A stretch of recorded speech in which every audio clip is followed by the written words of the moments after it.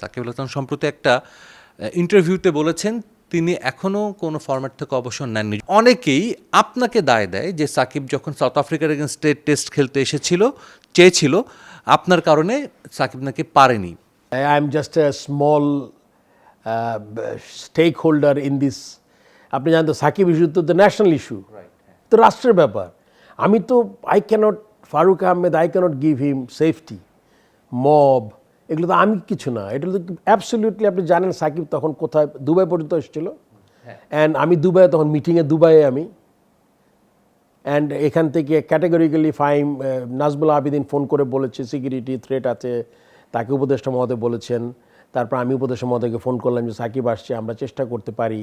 আমি ওখান থেকে সেই প্ল্যানটা কী হবে সাকিব আসলে সব গেটগুলো, প্রশিকার মোড়, 10 নম্বর সব কিছু বন্ধ। আমি ওইবার কোনো লোক দরকার নাই, আমরা যদি খেলা মানে কেন তখন তো গভর্নমেন্ট অ্যাগ্রি করেছিল আসবে, লাস্ট মোমেন্টে সে আবার ক্যান্সেল করেছে। আমি তো আপনাকে সিকিউরিটি দিতে পারবো না, এটা তো গভর্নমেন্ট দিবে সিকিউরিটি।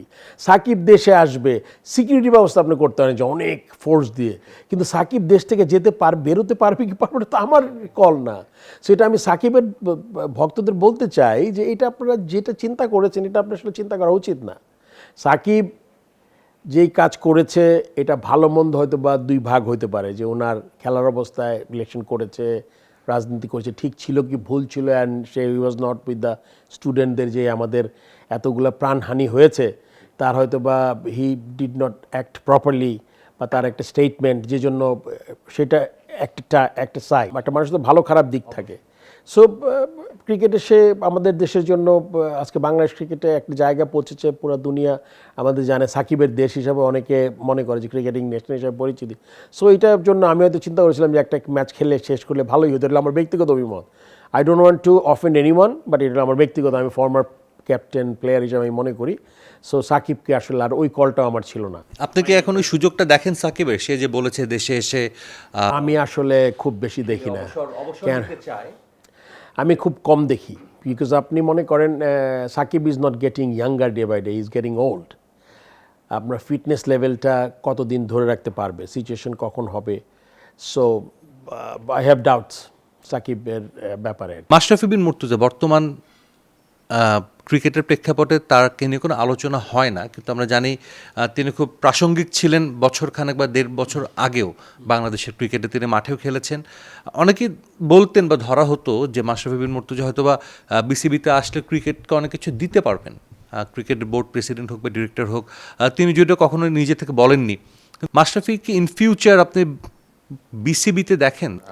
আমি শুধু মাশরাফিকে না, আমি দেখি মুশফিককে, আমি দেখি মাহমুদুল্লাহকে, আমি দেখি মানে যারা খেলেছে, তামিম, হয়তো বা তামিম অন্য রোলে আসবে।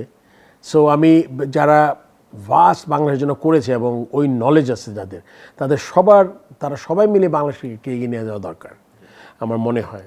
এখন শুধু মাশরাফি না, মাহমুদুল্লাহকে যদি আমি দেখি খুব শীঘ্রই একটা মানে যে কোনো একটা জায়গায় সিলেকশন কমিটি, কোচিং, সব জায়গায় সে আসতে পারে, মানে he has such a vast knowledge. So I am very much interested, and আমার প্রেসিডেন্টকে আমাকে কনভিন্স করতে হবে। অ্যান্ড আমার মনে প্রেসিডেন্ট একটাতে বলেছে, সেও বলেছে একটা ইন্টারভিউতে যে সে দেখতে চায় এদের এই বিভিন্ন ক্যাপাসিটিতে। ইভেন শাহরিয়ার নাফি যে কাজ করছে অপারেশনসে, he can also be a good help in, যদি ওই লাইনে আসে, টোচিংয়ে যদি আসতে পারে। সো যারা নলেজেবল, যারা মনে করেন বাংলাদেশ ক্রিকেট অনেক দিন খেলেছে, তাদের সার্ভিস দিয়ে তো দেশটা এগিয়ে যাবে আমার মনে হয়। কিন্তু ভয়টা হলো গিয়ে আপনার এদের থেকে অনেক শক্তিশালী যারা বাইরে আছেন, তারা অনেক শক্তিশালী, তারা আপনি খুব বেশি মানে এটা কতটুকু আপনি করতে পারবেন আমি জানি না। সাজিদ মুস্তাহিদ, সময় সংবাদ, ঢাকা।